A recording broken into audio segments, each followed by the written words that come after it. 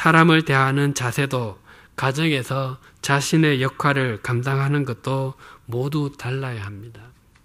무엇보다도 우리의 가치관이 달라야 합니다.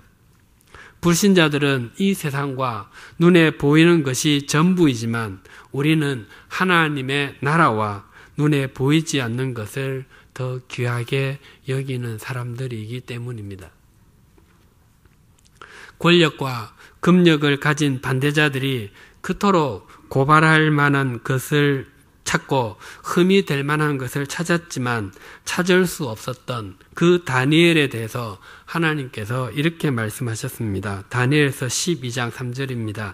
지혜 있는 자는 궁창의 빛과 같이 빛날 것이요 많은 사람을 옳은 대로 돌아오게 한 자는 별과 같이 영원토록 빛나리라. 이 말씀에 가장 적합한 사람을 꼽으라면 바로 다니엘 자신일 것입니다. 다니엘이 이 땅을 산 것이 약 2500년 전입니다. 그는 포로로 끌려가 이방 나라에서 관직에 있으면서도 흠없고 순전한 삶을 살기 위해서 몸부림을 쳤습니다. 그때에 하나님께서는 그를 궁창의 빛과 같이 빛나게 해주셨습니다. 그래서 지금도 모든 그리스도인들에게 다니엘은 하늘의 별과 같이 신실한 사람으로 서 있습니다. 또한 하만은 유대인들을 몰살하려고 했던 그날에 바로 자신이 죽임을 당하고 그 다음 이틀이 유대인들에게 가장 즐거운 절기인 불임절이 되었습니다.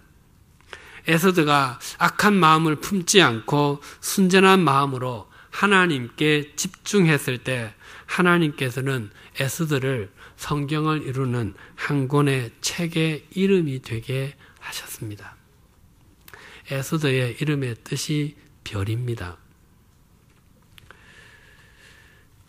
제가 제네바에서 사역할 때에 성악가이자 한양대 음대 교수이신 바리톤 고성현 선생이 제네바에 있는 오페라 극장 그랑테아터에서 그 푸치니의 오페라 라 토스카를 공연하기 위해서 오셨습니다.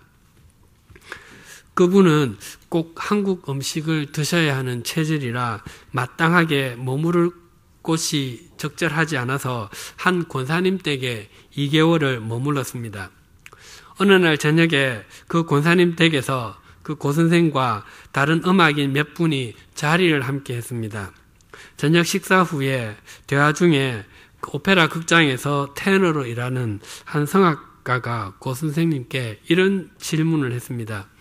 선생님, 저는 노래하는 것이 너무 좋습니다. 그런데 노래를 하다 보면 약간 흥분이 될 때가 있습니다. 그러면 좀 더 지나치게 열심히 노래를 부르게 되는데 그러다 보면 종종 끝에 힘이 붙일 때가 있습니다. 고쳐야 한다고 생각은 되는데 잘 고쳐지지 않습니다. 어떻게 하면 좋겠습니까? 그때 고 선생은 이렇게 답변했습니다. 그것은 지금 당장 고치지 않으면 나중에는 못 고친다. 시간이 지나다 보면 저절로 고쳐지겠지 생각하기 쉬운데 절대로 그렇게는 고쳐지지 않는다. 나는 성악가가 검투사와 같다고 생각한다. 오페라와 같은 음악이 사자와 같은 맹수지. 원형 경기장에서 검투사와 맹수가 서로 직면하고 있다. 뛰어난 검투사일수록 그 맹수를 아주 멋있게 죽이게 되지. 수많은 관중들이 검투사에게 그 맹수를 죽이기를 요구하는데 검투사가 힘이 붙여서 맹수를 죽이지 못하게 되면 그 맹수에게 자기가 죽임을 당하게 된다. 그리고 다른 검투사에게 그 자리를 넘겨주어야만 된다. 나는 바리톤이지만 성악가 중에 남자 성악가 중에서 가장 돋보이는 부분이 테너라고 생각한다. 그래서 공연할 때는 테너가 잘 리드를 해가야 된다고 생각한다. 만약 테너가 잘 리드를 해가지 못하게 되면 이번에 내가 공연하게 되는 토스카에서 테너인 카바라도 씨는 바리톤인 스카르피아에게 짓밟히게 되지. 그 이야기를 듣는데 저는 마치 설교학 강의 수업을 듣는 것 같았습니다. 이런 생각을 했습니다. 그래, 목사도 금투사와 같이 하나님의 말씀을 어떻게 다루느냐에 따라서 성도가 기뻐하기도 하고 아무런 느낌이 없어 하기도 하지. 같은 말씀을 가지고도 어떤 목사가 설교하면 하나님 말씀처럼 들리고 어떤 목사가 설교하면 지루한 교훈같이 들리기도 하지. 그리고 집으로 돌아가는 길에 금투사와 목사는 사람들 앞에서 일한다는 것과 자기를 철저하게 훈련해야지만이 지속적으로 경기장과 말씀의 단에 설 수 있는 것이 똑같다는 생각이 들었습니다.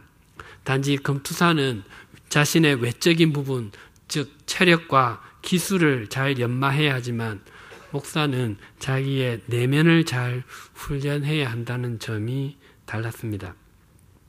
목사가 잘 훈련되지 못하면 그 자리를 넘겨주어야 한다는 생각도 들었습니다. 그러다가 문득 금투사와 목사의 차이점은 뭐지? 라는 생각이 들었습니다. 금투사는 사람들에게 일시적인 쾌락을 주지만 목사는 영원한 기쁨을 맛보게 해야 한다는 생각이 들었습니다. 그리고 금투사는 맹수를 죽여야지만이 자신의 인기가 높아지고 사람들이 좋아하지만 목사는 하나님의 말씀을 살리기 위해서 자신을 죽여야 하나님께서 그 인생을 존중해 준다는 생각이 들었습니다. 성악가, 금투사, 목사 참 공통점이 많았습니다. 저는 목사이기 때문에 모든 것을 목회적인 관점에서 생각하고 또 저를 세우려고 합니다. 성도님들도 저랑 하시는 일은 다 다르지만 자세는 동일해야 합니다. 나는 바른 청지기인가? 나의 시선은 영원한 것에 맞추어져 있는가? 이 질문을 항상 던지셔야 합니다. 그것이 이 땅에서 빛으로 별과 같이 사는 것입니다. 기도하시겠습니다. 하나님 아버지, 주님께서는 우리가 이 땅에서 빛과 같은 존재로 별과 같은 존재로 살아가기를 원하심을 일깨워 주셔서 감사합니다. 그러나 우리는 그런 삶은 목회자나 소수의 그리스도인들만을 위한 것이고 나는 예외라고 생각할 때가 많았음을 고백합니다. 그래서 빛 가운데 거하겠다고 생각을 하면서도 늘 삶의 자리는 어둠일 때가 많았고 거기를 벗어나야 한다고 말하면서도 은근히 즐기는 삶을 살았습니다. 다시 한번 우리의 옷매무시를 고치고 신발끈을 묶습니다. 우리가 이 시대의 다니엘과 에서드로 살아가게 하여 주옵소서. 우리는 재상도 아니고 왕후도 아니지만 하나님께서 허락하신 삶의 자리에서 흠 없이 순전한 마음으로 하나님의 자녀다운 삶을 살아가게 하여 주옵소서. 그래야 우리의 삶이 어둠 속에 있으면서도 그것이 어두움인지도 모르는 사람들에게 진리의 등불로 나타나게 하시고 어디로 가야 할지를 몰라 헤매는 사람들에게 영원한 빛이신 주님을 가리키는 손전등이게 하여 주옵소서. 또한 언제나 한 자리에서 방향을 알려주는 북극성처럼